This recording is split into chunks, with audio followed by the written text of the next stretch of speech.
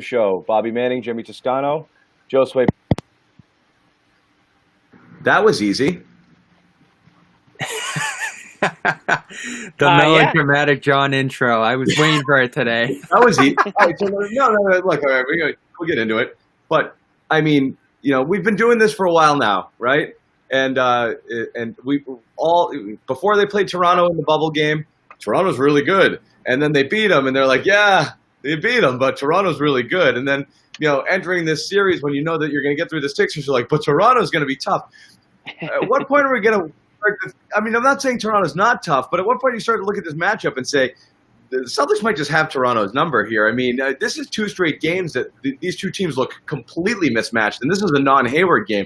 This thing was over early, and no matter what, even the Celtics did, sure, they shot the lights out, but they played sloppy. They had a bunch of turnovers. They gave Toronto opportunities to get back into it. They never did. So, Jimmy, I'll start with you. Is it over?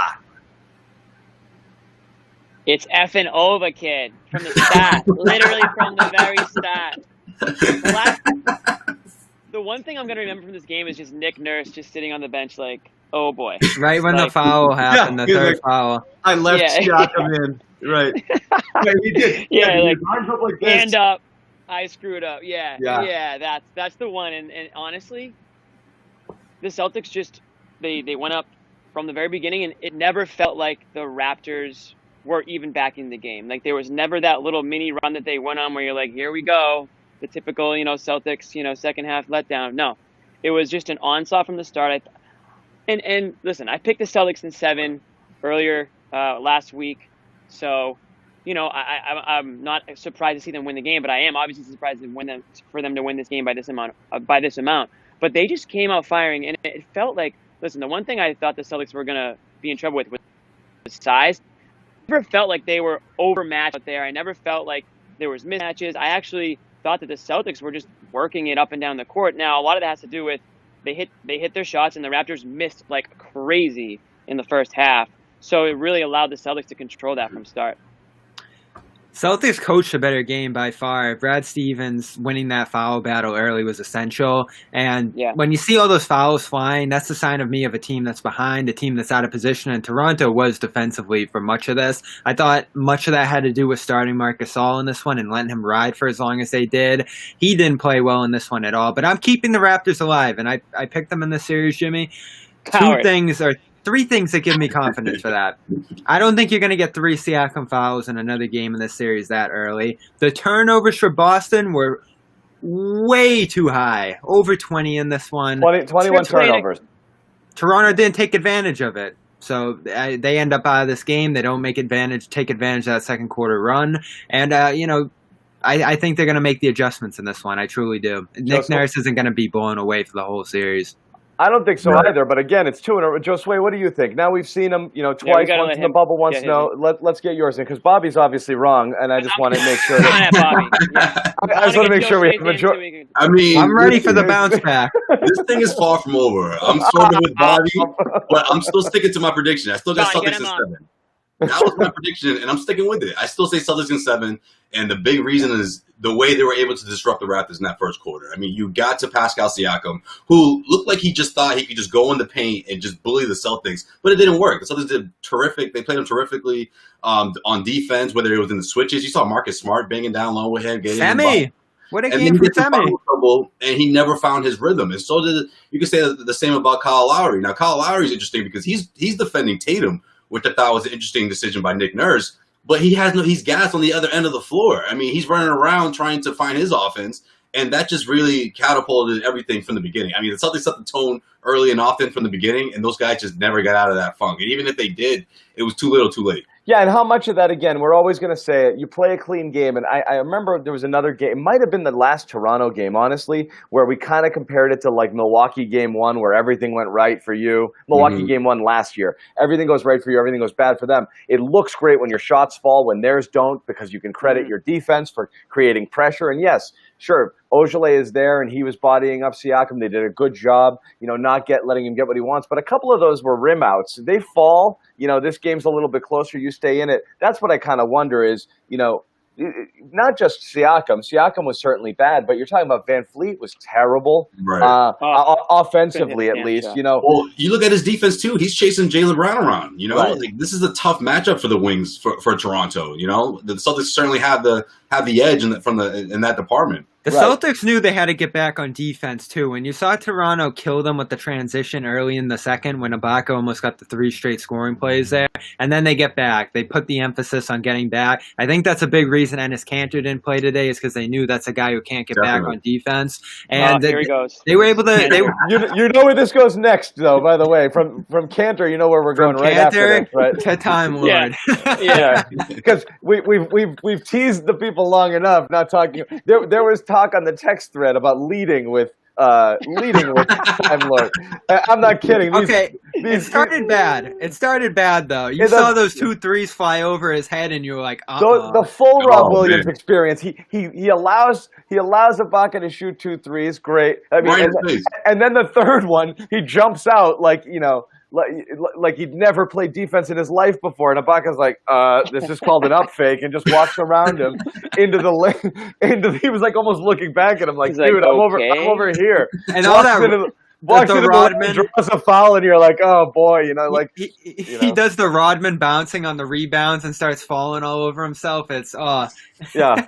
Right, he just looks right. It looks sloppy, but then he's freaking standing windmill in the lane, dropping him in. And I remember there was one great exchange where Ibaka, had played some defense, and Doris Burke started talking about, like, he used to be an elite shot blocker, but not anymore. And then comes the other end, and Williams just bam, picks one out of the sky, So this is obviously, we talked about round one was a Kanter series. This is probably a Rob Williams series, which is kind of interesting that the Celtics can do that. It's almost like, I hate drawing the comparison. It's almost like Patriot-like. One game you can play smash. It's nice when you can play different gears and different styles, And in this case, this helps them here. And the rotations were a little different, and Time Lord acquitted himself nicely. Yeah, definitely. Man. And you need that energy off the bench. The Celtics need that from their second unit. And he was the first guy off the bench. Brad Stevens made it crystal clear. Look, I'm going with you. And he didn't disappoint. I mean, he stuck with it. You give up 2 back-to-back threes, and most younger players in that situation, game one of the Eastern Conference Semifinals, that's going to stay in your head for quite a bit. But he didn't let it, And you got to give him props. I mean, let's see the adjustments that Toronto does, though, next game, too, because they weren't anticipating that. I don't think so. Yeah. Hey, Celtics bigs. I mean, we talk about Williams, but Tice today. I mean, unbelievable performance Bring him up. From Tice. We've gone too long in this video without bringing him up because he could have been their MVP of the game. I mean, this is a guy that, listen, we all watched him go as best he could with Joel Embiid, and that center position, that center battle is just an important one. I mean, we talked about how big the Raptors can be, and I just thought he more than held his own today. And was it 15 rebounds that he finished with? Right around that number. So, I mean, absolutely huge game from him. And just a player that he's almost like Marcus Smart in a way where he's kind of an X factor. Like, how deep the Celtics starting lineup is. And Tice is obviously typically, when Gordon Hayward's in the game, he's thought of as the distant 5th starter. But, I mean, this is a guy that when he's on and when he's effective, I mean, really, I would expect the Celtics to go into a bit of a cruise control in this series if you're getting that Daniel Tice game in, game out. Jimmy, is someone going to bring you a drink soon, or are you do you have somebody? Yeah, I hope so. It's a little windy here. That's my only complaint. I'm looking for there's an umbrella drink just right off camera here. In 2 weeks, it's going to snow. My own private island. I'm in the bubble, actually. I'm just outside the unit right now. This is what the players do. He left early. Yeah. He was so confident that he left in the third quarter I bombed out. to take the good seat. Daniel Tice, let me keep it going because I want to, spill it all over John talking about him being undersized and stuff. you realize everything nice you could say about him still holds true if we accept the fact that he actually is small for a center. 15 rebounds sounds big to me. Yeah, but look at that move he made on Marcus All, though. Marcus All, a year ago, he doesn't go out and defend that 3. Yeah.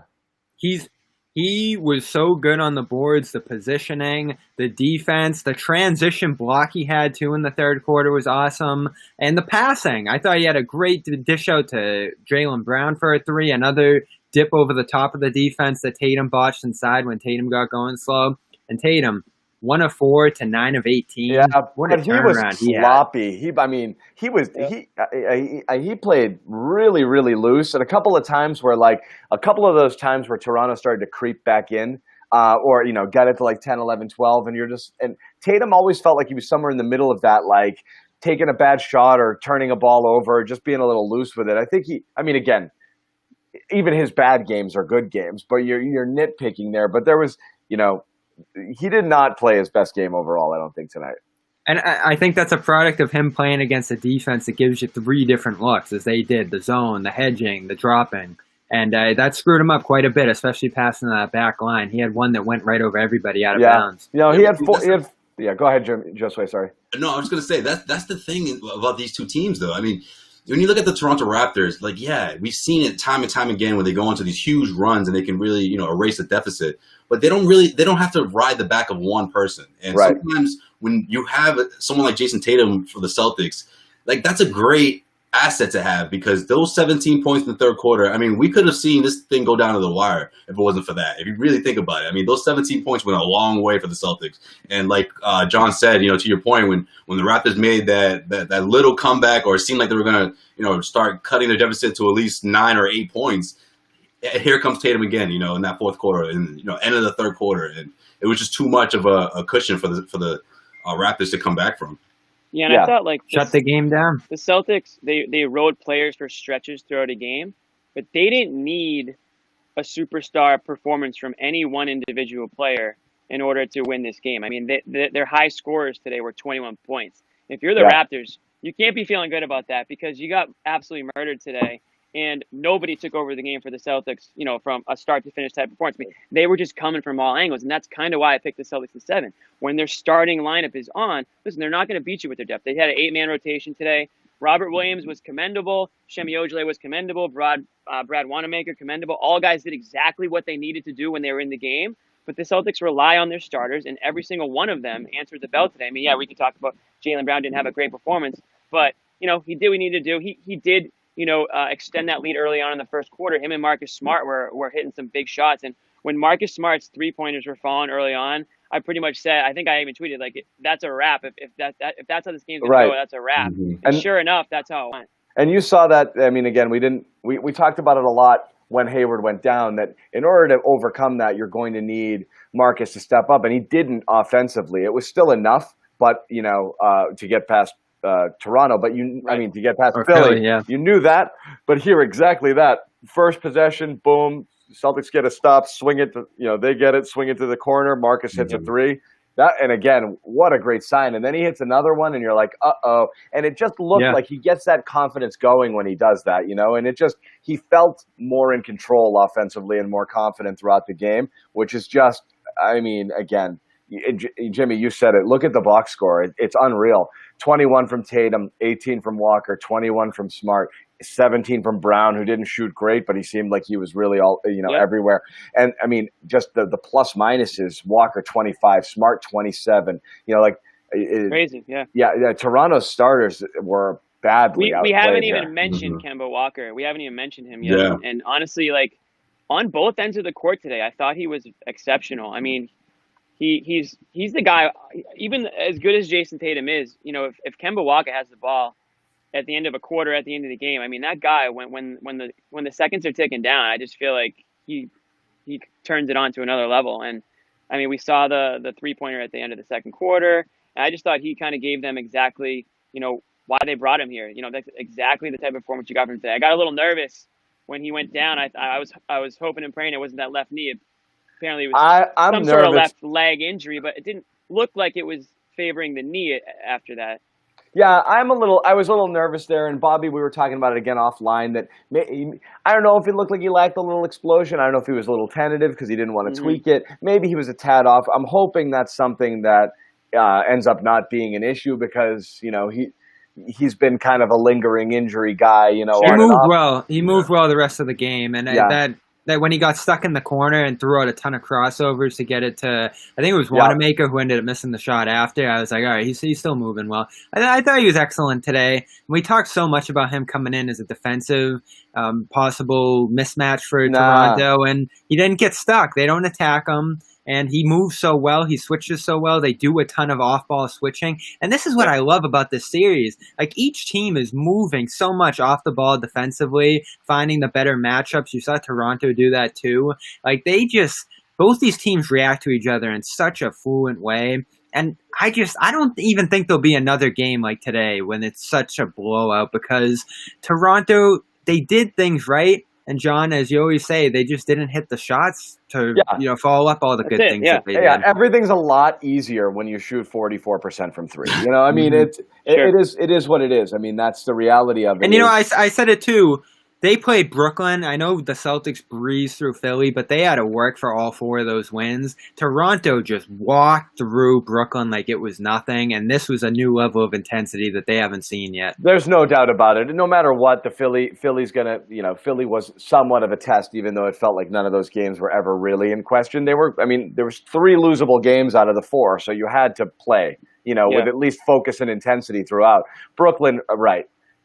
After game 1, that was a joke. So that wasn't. There was never that series was never in doubt. Right. And they haven't played a meaningful game. I mean, you're right. I mean, it's a cakewalk series, and they didn't play a meaningful game in the bubble because they were locked into a 2 seed. So you're right. This kicks it up 2 levels for them. Well, is that a problem then? Because now you're basically saying they haven't played a meaningful game in 5 months. So can you turn it on? If what you're saying is that they haven't turned it on yet. Can they flip a switch like that? I'm not saying it. What I'm saying at the front is not that Toronto's bad and not that the series is over, but at what point do we have enough evidence that the Celtics are a difficult matchup for them? And there's something. There was no doubt about that. And that's the thing that's really what it's about there's something here that Toronto struggles with the Celtics. They're able to check them kind of, there's not mismatches on their except for some size. But I don't know that that's exploitable in this case. And that's the thing. I'm not really sure where Toronto is going to make up the difference. They have to play that, really good. I mean, look, the Celtics seem to check them wherever their strengths are. They're really good transition offense, but the Celtics have one of the best transition defenses. They have some size, but it didn't look like the Gasol versus Tice thing is really going to play. Non-existent. Is going to play in their favor in the series, and they're an extra pass team, and that's fine. But the Celtics are great at chasing the ball and and getting out on the shooters. And the Celtics today seemed like that team that was making all the extra passes on offense. 25 assists and always looking for open shooters. So it's just everything Toronto did. The Celtics seemed to either check it or to do it a little bit better, and we've seen that now in a couple of games in a row and throughout the course of the season. I think Siakam is really the key guy here for the Raptors, because if he gets a ball on the floor, if he's scoring off the dribble, if he's scoring in ISO situations, then the Celtics are going to have a problem. You're going to see more double teams come his way. You're going to see more open looks, because that's when the Celtics struggle, right? If the Toronto Raptors start draining 3-pointers and start winning the rebounding game, then you see the Celtics struggle. Again, and I think also look for the Raptors to go back to that 2-3 zone. You saw that in the second quarter, or was the second half. When they came out, they had that 7-0 run. Celtics were able to adjust, but this is a chess match. It really is. When you boil it down to Nick Nurse versus Brad Stevens, that's really what it comes down to, a chess match between those two. And the assets that they both have, I mean, it's just going to be interesting to see how they counter each other because, again, like I said from the top, I think the series is far from over. And I don't disagree, but I'm looking at this comment here, and I think a lot of times you talk about like what the Celtics need to do against teams, like you look at a Milwaukee or this or that. It's always when you need to be perfect, that it's hard to sustain that over a 7-game series. I don't feel like Toronto needs to be perfect. I just don't think they have a huge margin for error against the Celtics. Whereas the other way, I believe that the Celtics do, and I don't know, maybe it's just. Again, we've seen so much of the Celtics. You obviously have a greater understanding for what they do and don't do. But everything we've seen of Toronto, it really feels like they've got to play a really clean game over and over again. What works in their favor is they've done that throughout the course of the year. As we said, they won 35 out of 40 games down the stretch. So they are a team that can consistently put up good performances. We just haven't seen it against Boston. What do you think of Kyle Lowry in this one, Jimmy? Because I look at him, and I said coming in, I picked Toronto in 7, but I was like, if this guy looks off at all, I'm going to back off that a little bit because he is their most important player. He makes shots from all levels. He runs the offense, and defensively, he's a menace and gets the transition game going. I thought he was okay today, but it wasn't the 30-point Lowry that we saw in Game 1 of the Brooklyn series. Okay is the best I think Kyle Lowry would say he was today, too. I mean, that wasn't a Kyle Lowry that, helped get them an NBA title last year. And I don't know how much of it is due to the ankle or how much of it is due to rust or what it might be. But certainly, he is the, leader of that team for all intents and purposes. And when he's going, I think the Raptors are going. And you can say that about the Celtics with, Jason Tatum or Kemba Walker or whoever. But a lot of the things John just mentioned is, you need all these things need to go right for the Raptors to beat the Celtics. Well, we used to say that about the Celtics, but a lot of those things are going right. Marcus Smart is going right.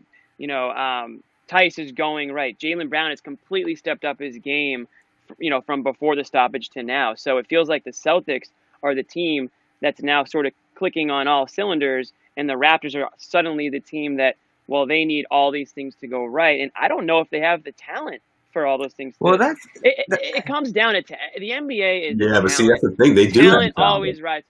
But do they have more talent than the Celtics? Is what if the Celtics if they have Lowry, if they have Lowry and Siakam going like they can, they do. But on a day like today, where Siakam's out of the fold, where Lowry's just okay, right, you suddenly see a team that has a massive talent gap, and it shows in the score. Yeah, and that's another one. He got back down a few times. He got beat up on defense, and then on the offensive end, he's just staying a few feet too back on the three-point line. I mean, he can hit those, but you see Boston's length come into play. This game, more than any, made me realize, after all these years, we watched the Celtics, and we were like, all right, can they make up the talent gap back to those Isaiah years? And then 18, they get hurt. 19, it's all screwed up. This year, it finally looks like other teams are playing them and are like, all right, we can't make up for all the shooting they have, for all this explosiveness they have offensively. That's what I was saying, is I feel like Toronto has to play near perfect to match the Celtics. And again, it's a strange position after all of these years where you always felt in order for the Celtics to get to the finals or to win it, they had to play up, Whereas Milwaukee might be the only team you feel that for. And again, on a straight talent level, I don't know that I feel that this year with a full roster on both teams with the Celtics and Milwaukee. And I certainly feel like the only reason this series might have been close. Any series can be close, but the Hayward was the great equalizer where you're wondering, is that going to affect that talent gap they have, which I believe they have over Toronto? And they still looked like they had it today. It just means Toronto has a lot of players who do a lot of good things. I just feel like the Celtics have a lot of upper echelon players that it's hard when they're all going. Yeah, definitely. And you know what? You look at, the last couple of years and, the playoff run that we've seen from the Celtics. And now you see what Jason Tatum's going through, third year. This is a rookie who is a game away from the NBA Finals, right? Heading into this series, though, which is interesting. I realized this like last week after the Celtics concluded their last series. He's the best player in the series. And it's not even up for debate. This is the first time in his career that we're able to agree. See, and it's not even a debate. So I think, to John's point earlier, when you mentioned he seemed kind of loose out there, seemed like he was I think going into it, he knows that, and he knows that he has to channel that energy in specific times, and he did a really good job of doing that. He didn't get too excited in that first quarter. I thought Siakam got a little too excited. I thought Kyle Lowry was a little too anxious when the Celtics got out to a huge lead. And I think if you rattle those two guys early and often, it's just I don't want to say the Raptors fold completely, but it's just they beat themselves up, all game long, and they somewhat hung around with the Celtics, but they couldn't get over that hump, and Tatum had a lot to do with that. Right. That's a crisp microphone, Joe Sway. You sound good on there. Oh, do I? Thank you. My new laptop, I guess. You know who looked like their front man actually in this one was Serge Ibaka, especially in that second quarter run, leading the transition, hitting all those threes, got into it with Tice. Until Tice got into his head. I'm not giving him credit for Tice. That was his mistake. Tice got into his head. Yeah, he can be a little bit of a hothead. I mean, we've seen him get into some shouting matches and physical matches out there in the court in the past. So that might be something that Tice, going from Embiid to Ibaka, these are two guys that emotionally you can kind of get under their skin and maybe there's a bit of an advantage there. Do you start Ibaka? Because I do. They have to. I think I think you. Yeah, I think that's the move. I don't even think it's a question, honestly. And Gasol was so important for them last year, but this hasn't been the same guy this year. I don't think so. Even with all the weight loss he, was able to accomplish over that. Yeah, but against this team, no chance. Yeah, no chance. What now? The way Ibaka's been trying to beat up Tice too. I mean, if you're Nick Nurse, you want more of that. You want to intimidate him a bit. You don't want to go out there and keep getting flagrants. But they have Chris Boucher too, who I like, and didn't play at all in this one. So they have a few options to mix it up at the center spot for sure. What I want to know is where are the Toronto fans, because they did so much chirping. No, they're every time we do a video and we put it on CLNS on our YouTube anywhere. These guys are chirping, and there's nobody in our chats right now. There's just a lot of Brad Stevens is a genius, and they cleared out General's defense. Yeah, it must be a beautiful day in Toronto. I'm sure they're all outside. They're already preparing for game 2. They're getting. Oh, here's one. This series will go 7. Burley, I thought you were one of us. I could be. I agree. I'm still sticking to 7. I am. Siakam is a literal Raptor because he's short. Oh man, they ain't that short. Let's go Boston. That's a good one. Thank you, Zane. Sure. Thank you for your input. Yeah. Let's say though, this team, I give the Celtics so much credit. There we go. Raptors fans are here. It's only game 1. A modest bunch, as we always knew them. Game 1. Yeah. No, but it's definitely. The first loss the Celtics get, they'll be all over this. It's going to be like a waterfall. Joe Sway took some heavy artillery from Raptors fans a couple weeks ago. I mean, he was going to war in the comments section. I got a good laugh. Yeah, they got me. They pulled me in, man. They wrote me in that time. They did. But did they look kind of boring today, though? I don't know. What did you think, Jimmy? I thought this game was a blast. I loved it. Not so much. When did you become a diehard Raptors fan? Look at Bobby. I enjoy watching these two teams play. I really do. And this series is going to be great. We'll be back after game 2, and I'll get it. But I'll quiet down for the rest of the day. Tice likes the Raptors almost as much as he hates Cantor.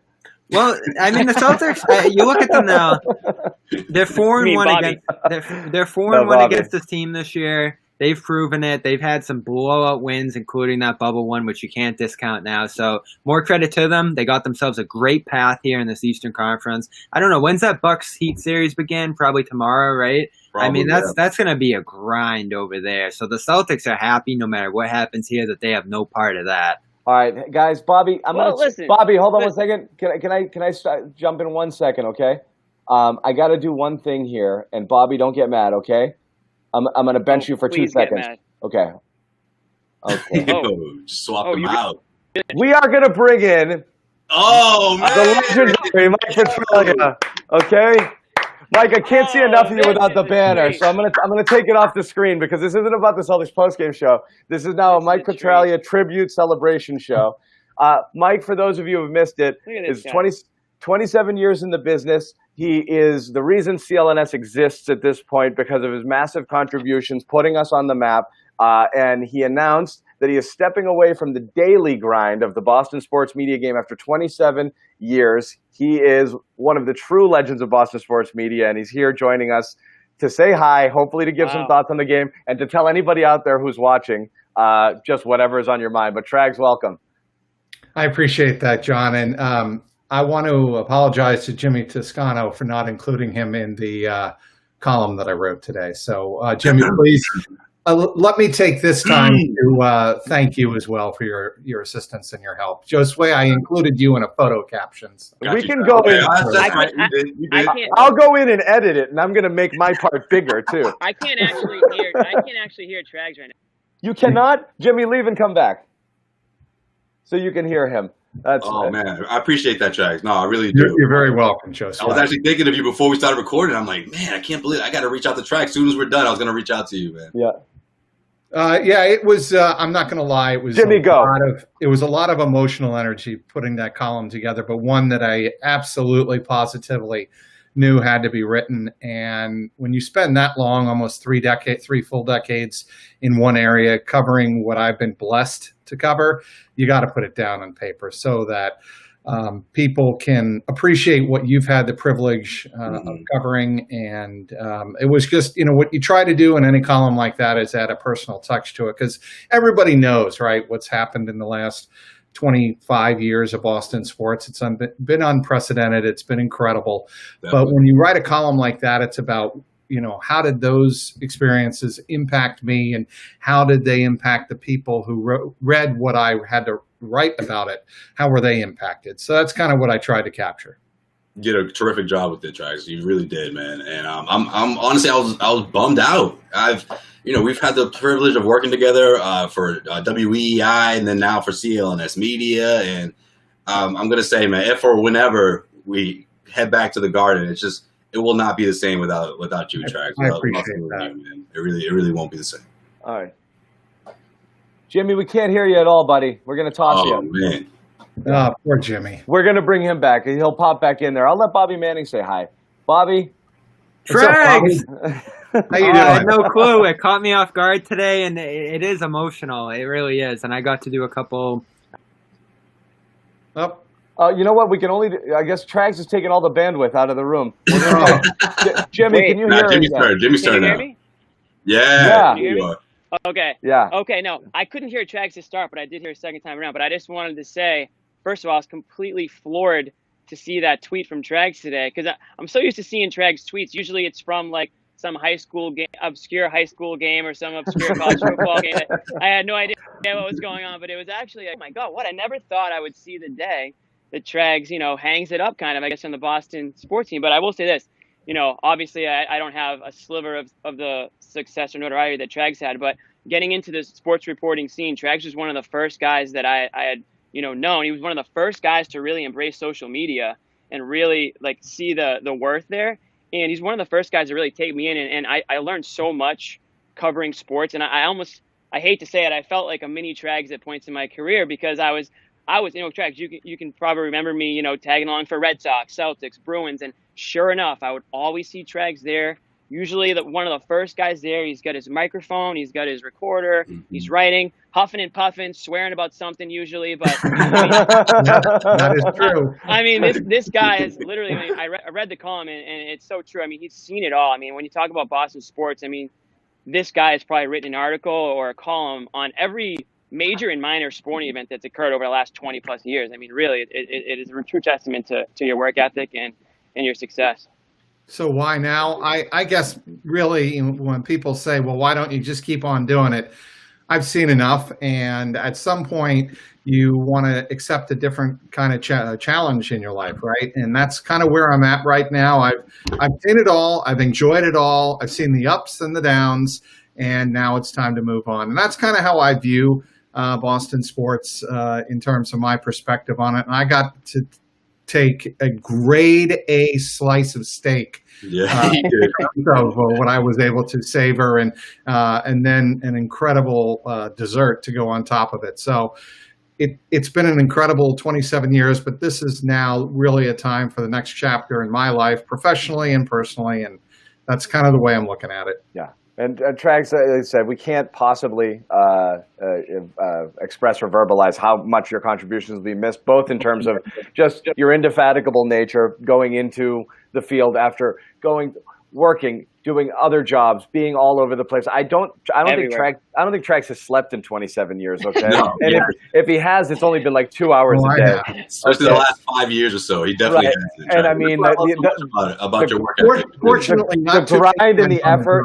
Yeah, and look, we have to be honest. We have some young people at this company who learned under the wings of Mike Petraglia and what he was able to teach, both in terms of you got to want it, you got to get after it, you got to put in the work, and here's the right way to do it. And a lot of people don't know this coming into the business, because some people are thrown in cold and they're not lucky enough to have a Mike Petraglia figure who is there to say, don't do it like that, do it like this, but in a respectful way. And he's not giving you shit. He's just telling you, if you want to be a pro, here's how you act like a pro. And he's done that for 27 straight years, and I don't think a lot of people can boast that.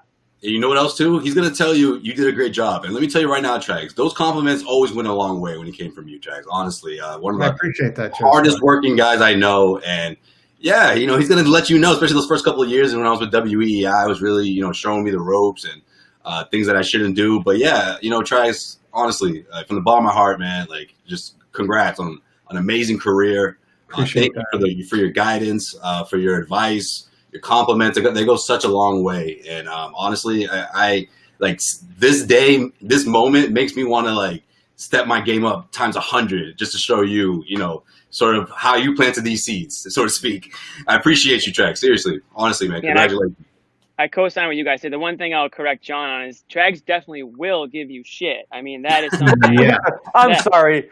That is something that he will do, and honestly, I appreciate that because, man, Trags, I mean, it could be a grind. There's a lot of long nights. There's a lot of long days. Fenway Park until 2-3 in the morning, and you need to have that humor. Where's Joe Sway? How many times? Where is he? How many times? I can't believe this. My car is parked in the lot. And here we go. How many times, Joe Sway, did I stomp my feet in front of Sierra asking where the F is? How many times did I do that? Every other game.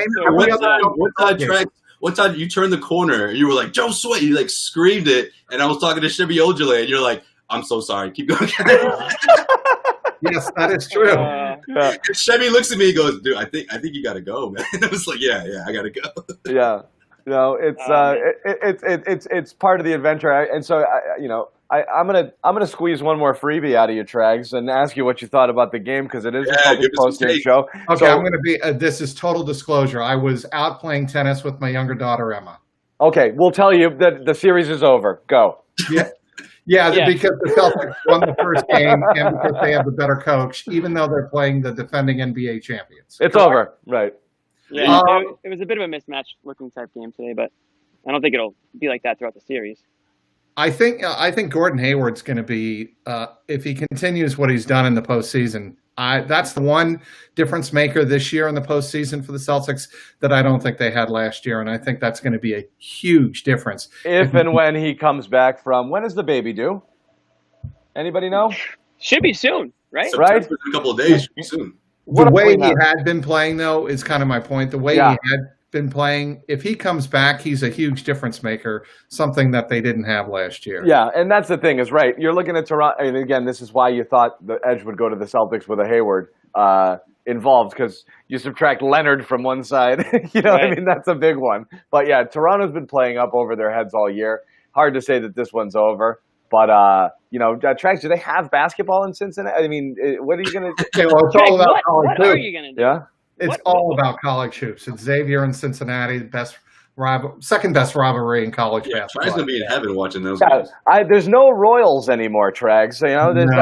No. They are the Sacramento They're Kings. The Kings, yeah. 2 cities removed. Yeah. Trags, can we eventually expect to see you pop up on some Ohio coverage here and there? Or? I think so. That's kind of what I hinted at towards the end of the column is, I'd still like to do this, have a voice in sports from Southwest Ohio, and I certainly could wind up doing that. There's no question about that. There is certainly the possibility of contributing to CLNS down the road. I talked with John about that and mentioned that. But in terms of, my day-to-day coverage of Boston sports, that's kind of why I wrote what I wrote today is, that's done. I mean, that's pretty much finished. What are you going to miss the most? Sleep now. There you go, Trags. Well, that's a tough one. That I would say, I'd say the games themselves. I'd say the Patriots and the Bruins, because there's something about covering hockey that really appeals to me, and especially in the Stanley Cup playoffs. When I say hockey, I'd say the Stanley Cup playoffs. When I say the Bruins and the Stanley Cup playoffs, and certainly covering the Patriots for as long as I did, and the relationships I have inside that organization, that's I'm going to miss that. There's something about, I think, football. I mean, just covering all sport. I love just the Monday going into the game and just piecing it all together leading up to the game and saying, okay, this is what I've done this week. Here we go. Let's see how everything makes sense or doesn't make sense when this game goes. And then just the elevator down to the locker room after has always been something I thought was cool. I imagine you'll miss that feeling, I guess. I'm not going to miss a lot of the grunt work that went along with covering some of those games, but again, I'll miss the relationships inside the press box. I actually will miss writing my column, 2 hours after the game. That was one of my favorite parts of covering the Patriots was, kind of encapsulating what was the biggest takeaway or the 1 or 2 or 3 biggest takeaways from what I just saw the last 3 hours. That was the fun part. And it's quiet. All the idiots have left. You know, the lights finally go Ron out. is right about that. There's some really mediocre pizza up in the press box, you know. On the red level, you go down, you get a slice or two, you write it, and it's just peaceful and calm. You drive home. There's no one on the road. It is the end of that is the end of that. Ron is so right about that. Yeah, no idea. It is. I like that, and I also like Trags, and you're one of these guys too. I love getting there 5 hours prior to the game, going up into the press box, having your coffee, and just getting set, you know, and that's another nice thing. So and making sure all of my equipment is in the place that I want it to be. Right. And last second among people who are already set up. Yeah. So again, it's I'm sure you're going to keep doing it. What I will say is computers and the internet, I believe, work in Ohio. So I think we can absolutely. A couple of weeks ago. Yeah, we did a site survey. So we can absolutely have you on the remote products like this whenever you're ready. We're here with open arms. So it's still your beat, even if you're not here grinding like you were for the last 27 years.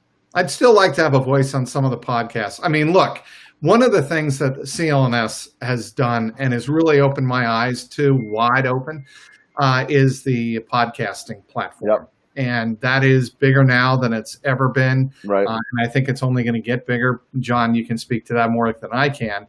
And also the video platform, that's going to be a bigger and bigger deal as well. And I think CLNS is on the leading edge of both of those entities and both of those, platforms. Well, largely because of you, Meg. So, again, we thank you. We're going to put on Bo on the post game since you didn't see it. We're going to wrap it up with the three of us, say goodbye to you. Well, not goodbye, say we'll see you later. And say, thank you. We love you, man. Thank you very much, Mike. We'll be in touch. We'll see you on the. Appreciate you all. Yeah. And guys, thank you, Josue. Jimmy, one last word for Mike. Good luck with everything. Stay in touch, and I can't wait to see what's next for you, man. Seriously, personally and professionally. I say safe travels. Thanks for everything, and you always got a home here in Boston. Definitely.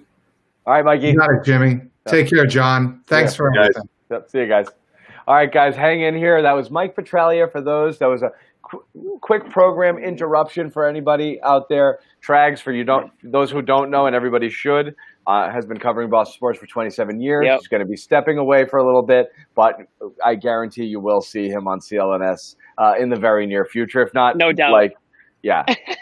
Soon. Dude, so he needs it. He doesn't know it, but he needs the grind. So he needs it.